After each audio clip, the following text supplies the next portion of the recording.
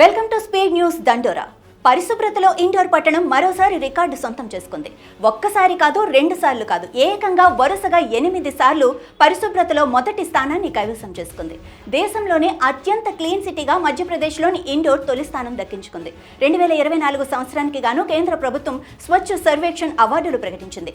గత ఏడాది ఇండోర్తో పాటు సూరత్ కూడా తొలి స్థానాలు దక్కించుకున్నాయి. ఈసారి మాత్రం ఇండోర్ తొలి స్థానం సంపాదించుకోగా సూరత్ 2వ స్థానాన్ని కైవసం చేసుకుంది. ఇక 3వ స్థానంలో నవీ ముంబై నిలిచింది.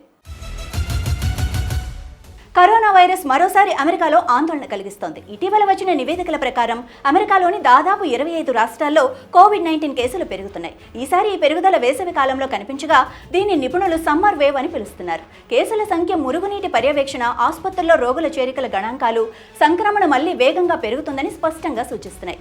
ఇది గతంలో కంటే వేగంగా వ్యాపిస్తూ ఉండగా ప్రజలలో జాగ్రత్త లేకపోవడం, టీకా పట్ల నిర్లక్ష్యం, సెలవుల్లో రద్దీగా ఉండే ప్రదేశాలకు వెళ్లే అలవాటు కూడా కేసుల పెరుగుదలకు కారణమవుతున్నాయి. తెలంగాణ ముఖ్యమంత్రి రేవంత్ రెడ్డికి హైకోర్టులో ఊరట లభించింది. గతంలో ఆయనపై నమోదైన ఎస్సీ/ఎస్టీ అట్రాసిటీ కేసును హైకోర్టు రద్దు చేసింది. 2016లో హౌసింగ్ సొసైటీ స్థలాన్ని ఆక్రమించేందుకు ప్రయత్నించారని పెద్దిరాజు అనే వ్యక్తి ఫిర్యాదు చేయగా రేవంత్ రెడ్డి, ఆయన సోదరుడు కొండలరెడ్డి, మరో వ్యక్తి లక్ష్మయ్యలపై కేసు నమోదైంది. ఈ కేసును కొట్టివేయాలంటూ 2020లో రేవంత్ రెడ్డి హైకోర్టులో పిటిషన్ దాఖలు చేశారు. ఫిర్యాదుదారు చేసిన ఆరోపణలకు సరైన సాక్ష్యాధారాలు లేవని న్యాయస్థానం స్పష్టం చేసింది. ఈ నేపథ్యంలో కేసును కొట్టివేస్తూ తీర్పునిచ్చింది. బీఆర్ఎస్ అధ్యక్షుడు కేటీఆర్ దాఖలు చేసిన పిటిషన్లపై తెలంగాణ హైకోర్టులో విచారణ జరిగింది. నకరేకల్ పిఎస్లో నమోదైన 2 కేసులను కొట్టివేయాలని కేటీఆర్ పిటిషన్ దాఖలు చేశారు. 10వ తరగతి ప్రశ్నపత్రాల లీకేజీ నిందితులతో తమకు సంబంధం లేదంటూ కేటీఆర్ ఎక్స్లో పోస్ట్ చేశారని నకరేకల్కు చెందిన రజిత, శ్రీనివాస్ ఫిర్యాదు చేశారు. ఓ న్యూస్ వెబ్సైట్లో వచ్చిన వార్తని షేర్ చేశారని పేర్కొన్నారు. వాదనలు విన్న హైకోర్టు పబ్లిక్ ప్రాసిక్యూటర్తో పాటు రజిత, శ్రీనివాసులకు నోటీసులు ఇచ్చింది. తదుపరి విచారణ ఆగస్టు 5కి వాయిదా వేసింది. వైసీపీ అధినేత జగన్ డీఐజీ స్థాయి అధికారులను మాఫియా డాన్లతో పోల్చడం అత్యంత దారుణమని రాష్ట్ర పోలీస్ అధికారుల సంఘం అధ్యక్షుడు శ్రీనివాసరావు అన్నారు. విజయవాడలో ఏర్పాటు చేసిన మీడియా సమావేశంలో ఆయన మాట్లాడుతూ ఇలాంటి వ్యాఖ్యలు ప్రజాస్వామ్యానికి గొడ్డలిపెట్టు లాంటివని అన్నారు. వైసీపీ ప్రభుత్వ హయాంలోనూ ఇదే పోలీసులు పనిచేసిన విషయం జగన్ మర్చిపోయారా అని ప్రశ్నించారు. చట్టబద్ధంగా, న్యాయబద్ధంగా విధులు నిర్వహిస్తామన్న శ్రీనివాసరావు అభ్యంతరాలుంటే న్యాయస్థానాలను ఆశ్రయించాలి, కానీ ఇష్టారీతన ఆరోపణలు చేయడం సమంజసం కాదన్నారు.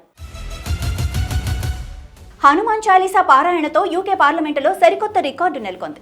మధ్యప్రదేశ్లోని బాగేశ్వర్ ధామ్కు చెందిన పండిట్ ధీరేంద్ర కృష్ణ శాస్త్రి ఇటీవల లండన్ను సందర్శించారు. ఈ సందర్భంగా ఆయన యూకే పార్లమెంట్ హౌస్ లోపల హనుమాన్ చాలీసా శ్లోకాలను పఠించారు. ఇటువంటి పారాయణ జరగడం యూకే పార్లమెంటులో ఇదే మొదటిసారి కాగా దీనికి సంబంధించిన వీడియోను బాగేశ్వర్ ధామ్ తన ఎక్స్ హ్యాండిల్లో షేర్ చేశారు. ఆయన ఆస్ట్రేలియా, యుఎస్, యూరప్లలో పలు ఆధ్యాత్మిక కార్యక్రమాలు నిర్వహించారు. అలాగే పలు వేదికలపై ఆధ్యాత్మిక ప్రసంగాలు కూడా చేశారు. హెచ్సీఏలో అక్రమాలకు సంబంధించి మాజీ మంత్రి కేటీఆర్, ఎమ్మెల్సీ కవితతో పాటు మరికొంతమందిపై సిఐడి తెలంగాణ క్రికెట్ అసోసియేషన్ ఫిర్యాదు చేసింది. గురువారం సిఐడి చీఫ్ చార్ సింహాను ఏటీసీ అధికారులు కలిసి హెచ్సీఏ అక్రమాలపై ఫిర్యాదు చేశారు. హెచ్సీఏలో అక్రమార్కుల వెనుక కేటీఆర్, కవిత హస్తం ఉందని వారు ఆరోపించారు. హైదరాబాద్ క్రికెట్ అసోసియేషన్ ప్రెసిడెంట్గా జగన్మోహన్ రావు గెలిచిన వెంటనే నా విజయం కేటీఆర్, కవిత, హరీష్ రావుకు అంకితం చేసినట్లు చెప్పారని టీసీఏ ఫిర్యాదులో తెలిపింది. మరికొందరు అక్రమార్కులు ఉన్నారని, వాళ్లపై కూడా దర్యాప్తు చేయాలని కోరింది. జనసేన పార్టీ శ్రీకాళహస్తి నియోజకవర్గ మాజీ ఇన్ఛార్జ్ కోట వినుత వివాదంపై శ్రీకాళహస్తి ఎమ్మెల్యే బొజ్జల సుధీర్ రెడ్డి స్పందించారు.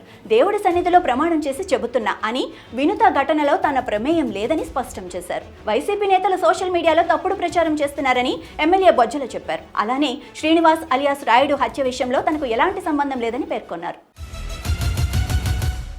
గన్నవరం మాజీ ఎమ్మెల్యే వైసీపీ నేత వల్లభనేని వంశీకి సుప్రీంకోర్టు గట్టి షాక్ ఇచ్చింది. అక్రమ మైనింగ్ కేసులో ఆయనకు ఏపీ హైకోర్టు బెయిల్ ఇవ్వటాన్ని తప్పుపట్టింది. ప్రభుత్వ వాదనలు వినకుండానే ఎలా బెయిల్ ఇస్తారంటూ సుప్రీంకోర్టు ప్రశ్నించింది. హరీష్ రావు 6 అడుగులు పెరిగారు తప్ప అరంగుళం మెదడు పెంచుకోలేదని TPCC chief MLC Mahesh Kumar Goud విమర్శించారు. ఢిల్లీలో నిన్న నీటిపారుదల అంశాలలో తెలంగాణ, ఆంధ్రప్రదేశ్ సీఎంలు, నీటిపారుదల శాఖ మంత్రులు, అధికారుల సమావేశంలో ఏ అంశాలపై ఏం మాట్లాడారో స్వయంగా కేంద్ర మంత్రి సిఆర్ పాటిల్ చెప్పినా కూడా హరీష్ రావు పిచ్చివాగుడు వాగుతూ తెలంగాణ ప్రజలను తప్పుదోవ పట్టిస్తున్నాడన్నారు. హరీష్ రావు వాదనలతో పసలేదని, మీటింగ్లో ఏ అంశాలు మాట్లాడారో స్పష్టంగా ముఖ్యమంత్రి రేవంత్ రెడ్డి ప్రెస్ మీట్ పెట్టి చెప్పినా కూడా హరీష్ రావు మెదడుకు ఎక్కిన లేదని అన్నారు. ప్రజలకు అంతరాయం లేకుండా కరెంట్ అందిస్తున్నట్లు డిప్యూటీ సీఎం భట్టి విక్రమార్క తెలిపారు. భవిష్యత్తులో డిమాండ్కు తగ్గట్లుగా విద్యుత్ ఇచ్చేందుకు అవసరమైన చర్యలు తీసుకోవాలని అధికారులను ఆదేశించారు. గత ఏడాది మార్చి 8న 15,497 మెగావాట్ల హై డిమాండ్ ఏర్పడగా ఈ ఏడాది మార్చి 20న 17,162 మెగావాట్ల డిమాండ్ ఏర్పడిందని చెప్పారు. సుమారు 2,000 మెగావాట్ల అదనపు డిమాండ్ ఉన్నప్పటికీ సెకండ్ కూడా విద్యుత్ అంతరాయం లేకుండా సరఫరా చేసినట్లు తెలిపారు. ఇవి ఈనాటి స్పీడ్ న్యూస్ దండోరా. చూస్తూనే ఉండండి అభినవ్ భారత్.